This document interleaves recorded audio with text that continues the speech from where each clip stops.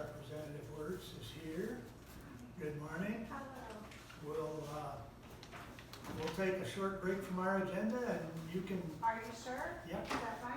Okay. I know you've got a schedule to keep, so we'll let you give us an update and then we can ask a few questions. Okay, very good. Thank you. Yeah, thank you. I'm sorry I'm running a little later. I came from an appointment. We had coffee hours in Branch County with Congressman Wahlberg and Senator Lindsay and myself. So we are on break right now in the House, and so I've been wanting to get to one of your meetings, and today was the first time that it worked with my schedule. So I just wanted to come and kind of share an update. If you followed at all that what's been going on in Lansing, we are at a bit of a gridlock. We ended, unfortunately, before 4th of July with no resolution to school budget funding, or roads funding, which is what we were really hoping for through the House and what we were trying to negotiate currently with the Senate. I'm gonna be very honest and say, I think it would be prudent to tighten your belts, because there may not be a budget agreed upon until after the October 1st deadline this year. And that is unfortunate. We do have stopgate legislation, kind of what we would call a budget prevention shutdown bills that we have passed, and those sit at the Senate. From what we're hearing, the Senate and the governor are also not in agreement. And so maybe the governor is more on the House side right now, I'm not really sure, but depending on who you talk to. So it's really unfortunate. It's unfortunate for schools who depend on us to tell them what their categorical amounts are gonna be and what for people funding is gonna be. And they base the budget, they start July 1st with the new fiscal year. So the best that we have been able to kind of say is will be at least the same, more than likely. And then there's some other issues that we were honestly waiting to see what happened at the federal level, to know kind of how that's gonna affect, obviously, Medicaid, Medicare funding moving forward. In the House, I can tell you that our priorities are education and local road funding, and trying to get permanent solutions to funding those things long term. If you drive around and you see on many of our local roads, and this is statewide, I was just up north this weekend, and the lack of local road funding is definitely an issue. We bonded, the governor bonded for funding of all the major infrastructure highways in our state, and so that's why you see a lot of that happening, and there's been a lot of improvement on those things, but that does not help fund the local road infrastructure, bridges, and drainage, which is another big issue in some of these areas as well. So I'm hopeful that maybe we can get those things resolved by the end of July. The House leadership and the Senate leadership are in negotiations. We do have session July 15th and then maybe July 22nd. The Senate did add some days, but in talking with Senator Lindsay this morning, I think that was maybe just to say they were gonna be there as well. We'll see, I guess. So I'm glad to take any questions. Some of you have reached out about some concerns, and so I think we've primarily addressed those to my office, but if you have any other questions, I'm glad to take any feedback or questions from you. Wasn't there, or maybe that's what you were referring to as far as negotiation on roads, but wasn't there some legislation earlier this year that was gonna funnel some funds to local roads? Yeah, so I have here a list of things. This was our mission for Michigan that we in the House, our caucus agreed upon as priorities. Make Michigan more affordable, prepare all kids for the future, demand an accountable and effective government. Trying to get to the one you're asking about. Strengthen and empower our communities and infrastructure. So I can go through all of these and I can tell you legislation that we've put forward that has passed. Back to what you said, in February or March, we passed a bill package that would take the gas tax, the full gas tax credit at the pump, and send that to road funding, and it would be distributed, back to counties and allow townships to use that money as well in their townships to fix roads. But the Senate has not taken any of those bills up. And that's a $3.1 billion road funding package that is for local road and municipality funding. Thank you. Yeah. Brad, go ahead. Representative, I just wanted to thank you publicly for your support in your first term of the outdoor community and the Hunters of Michigan. I greatly appreciate the legislation that you have both introduced and have signed on as a co-sponsor of. There's some good legislation there, and as a hunter safety educator and a longtime outdoorsman, I greatly appreciate your efforts, so thank you. You are to be commended for that. Thank you. That's something else we're working on as well. But as you mentioned, I did introduce some bills and actually now working, trying to get Farm Bureau and some auto insurance companies on board, because in our area down here, you know, deer are decimated, not only crops, but the amount of car deer accidents that occur annually. And so,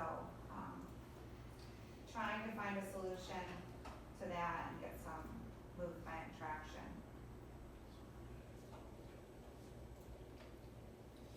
I might add, while you're talking about deer, you know,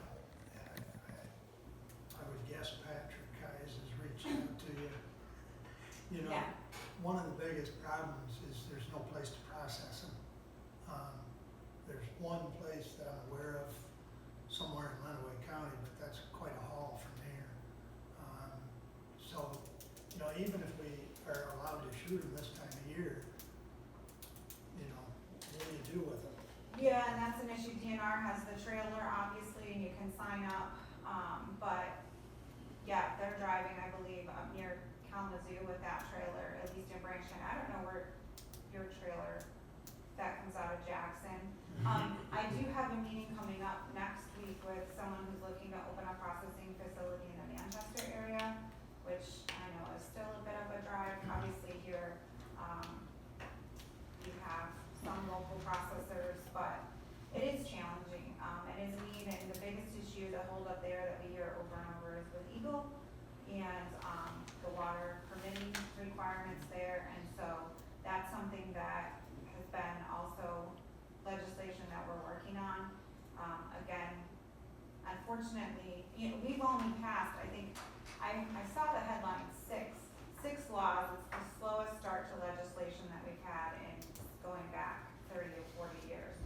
So, I know of 4. I did not read that article, so I'm not sure what the other 2 were, that the Senate actually passed, that we also passed. But 2 of those were the ESTA, the Earned Sick Time Act, reforms to that, and the governor signed those in February, and then the Tipped Wage Act and readjust minimum wage, and then 2 laws that fix the issue with reporting that we're required to do because the Secretary of State's website was not working inoperable.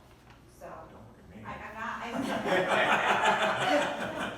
I'm sure if you were running it would have worked, but it was a nightmare. We would try to go in and we're required to do this transparency reporting, and we could not do it. And so, there was legislation passed to allow an extension on that, and then that we could file a TDI form and submit that. So, those are the 4 I know of. I don't know what the other 2 were. I'm curious, but maybe the Senate passed a couple things and she signed them right before we left. Other questions? Yes, thank you. Yeah. Rep. Wortz for coming in today. Hillsdale County is trying to move forward on materials management. Process is very cumbersome. It's been a challenge as far as trying to follow the chart that Eagle has provided. It's what I have discussed with Eagle is it looks good on paper, but it's a disaster for rural counties trying to meet the standards that they're imposing on us. Funding has been promised for 3 years, but what is the outlook for even continuing either with materials management as a process or the funding? that's being forced on the rural counties. This is just very difficult. It's something that will have costs associated with it to establish. When the funding is gone, we will still have those costs to maintain whatever programs, and it's quite frankly a nightmare. Yeah, can you clarify a little bit? I'm not super familiar with this, issue, but is it, when you're talking, is it waste as far as, Materials management is all inclusive of recycling, trying to. trash, All the recycling? trash, Okay. yeah, so trying to reduce the amount and reuse, and whether it's food waste or plastics, metal, all the different things, having the process in place in a rural community. If you're in Wayne County, Oakland County, Washtenaw County, Kent County, Saginaw County, those populated areas already have processes, Washtenaw County, in place to do these programs. The mindset is different. In the rural communities, there's 40 of that are rural communities that do not necessarily have the mindset. So much of materials management, the goal from Eagle that we're thrust with is to establish and put in place programs that will reduce the amount of actual trash. Mhm. However, the mechanisms in our communities aren't in place. In order to do that, we have to spend dollars that initially, and it's $60,000 a year. That's practically nothing, when you start talking about expenses to accomplish what we're being asked to do. In fact, just for example, in Sitco Township, I believe, they had to put a cover over one of their waste bins because the rain would cause the water to seep, so they had to put a roof over it. Well, it's a $20,000 roof. $60,000 doesn't last. We do not have a materials management department in Hillsdale County. We don't have staff that are hands-on dealing with the questions in order to accomplish the funding of having even a part-time. Steve digs into that $60,000, of which all of a sudden, and in fact, we haven't seen any of the $60,000 to date, So I'm wondering what the future is of materials management as a mandate from the state of Michigan, and how we are expected to deal with the funding of this new hardship, funding hardship. Yeah, I would love to probably talk with you in greater detail. We can set an appointment to talk about this, but here's what I can tell you is that, I think we are committed in the House to, rein in Eagle's funding. And one of the proposals that's been made through, the budgetary appropriations process is that we put in force through the budget response times, and that if they have not approved something or communicated with you, that you're allowed to proceed after 180 days. Because we're hearing huge problems, that the response time, the number of FTEs, that's full-time employees that they're supposed to have, that they've been taking funding in the budget for, and then not actually employing those people is quite large. And so Representative Bolin, who's chair of our appropriations committee, has been on this. We call her the Vosges of Michigan. She's looking at what are areas that are problems and how can we cut funding or put requirements in the budget that hold those departments accountable. And so that's something I would be glad to talk with you further about and kind of hear your feedback. I do know we've put forth legislation with some biodigesters and permitting those and making that more readily available in the state. There's a huge issue right now in northern Michigan, and I, as I said, was up there this weekend with all the leftover trees and debris left from this winter, and they're fighting Eagle on how to dispose of that. There's a biodigester type facility that it would be great to put it in, but Eagle's telling them no. And so, we are not alone in this, I can tell you that, and I've really made some good connections with northern Michigan representatives because we have a lot of the same issues. The rural challenges that we face, that they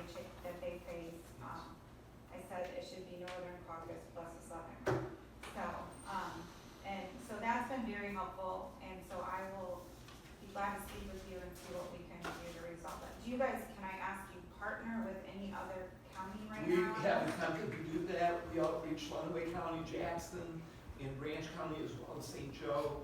And the collaboration was something that was a possibility that was not accepted, so we are a single county application of our materials management. Because Branch and St. Joe are partnering, aren't they? Yes. Yeah, I do remember this last year. Yeah, we tried to do a 3 and it just didn't work out. And it would have fit nicely because we could have niched it into our health department, which we already have an agreement in place.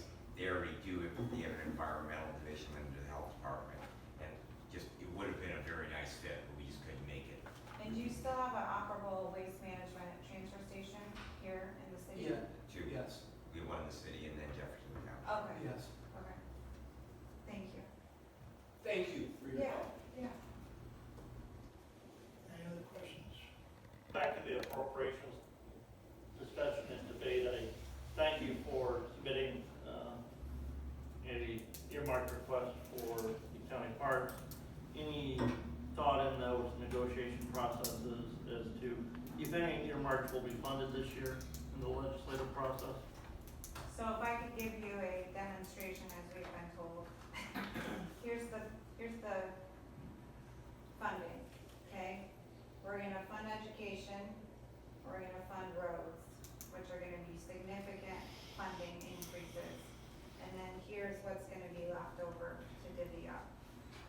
Of that, and the things that, the requests, as he's mentioning, what we put in House rules this year is that if you're gonna request an earmark or a pork project, however you wanna call those, that it had to be put in by a legislature, you had to own it, you had to put your name on it, and then, that goes through the appropriations process, and it has to be government or nonprofit, cannot be going to a private company. There's been issues in the past with this, and they've oftentimes snuck in, like we just kind of saw federally, some things, at the end of a budget get snuck in. And so, these have all been submitted, you can go, there's a website, actually, where you can see them. So, Commissioner, to your question, my understanding is the priorities are gonna be, infrastructure and safety. And so, those are the things that are going to get prioritized. So, we shall see, that the hospital, Hillsdale Hospital also submitted a request in your county. I think I submitted 6 or 8, somewhere like the city of Bronson, they have a huge issue when we talk about infrastructure of, sewage. And Eagle came in last year with some of the high rain levels we had and said, whoa, your sewage is, overflowing and, you're gonna have to fix that. And that process that they started in trying to put a sleeve in has been, it's cost them a lot more than they expected. They were gonna try to fix old clay, tile for that their sewage is running through that has cracks in it and it's not going well. And so then they started this sleeve process and, $2 million was gone. And so that's one probably that, for example, that makes the higher priority. So, that doesn't give you much of an answer other than I don't know.